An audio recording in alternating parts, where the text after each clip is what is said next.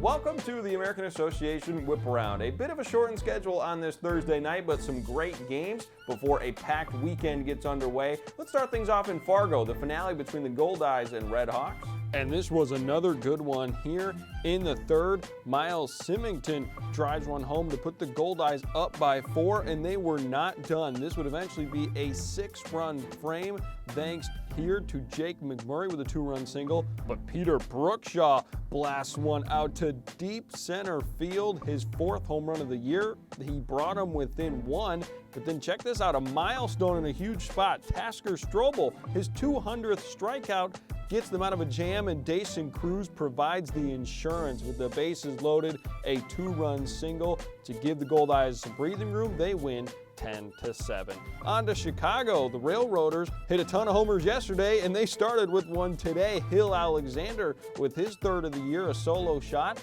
but they would be limited after that. In the 5th here, the Dogs tie it up. Blake Grant Parks with the fielder's choice. Johnny Turbo beating out the throw at home. Then they take the lead here in the 7th. A wild pitch brings Jacob Teeter home to score.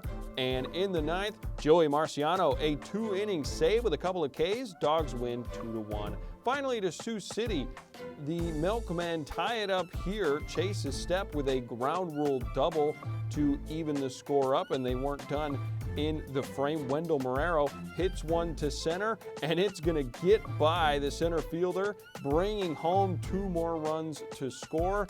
And later on, they're up 6-2. Chase's step comes through once again. The Milkmen take this one by a 7-2 final.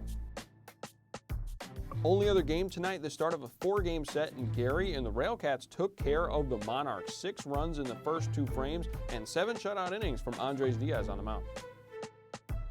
Here is your Friday schedule. The series in Chicago and Gary will keep rolling along. King County visits Lake Country. Lincoln goes to Winnipeg. Milwaukee moves on to Fargo-Moorhead, and the Siouxland rivalry gets underway in Sioux Falls.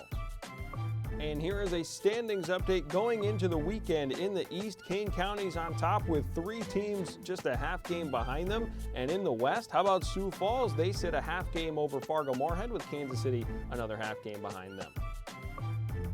And as I said at the top, a full weekend slate about to get underway, and you can catch it for free at aabaseball.tv. I'm Matt Yezo. Thanks for watching. I'll be back with you to recap it all.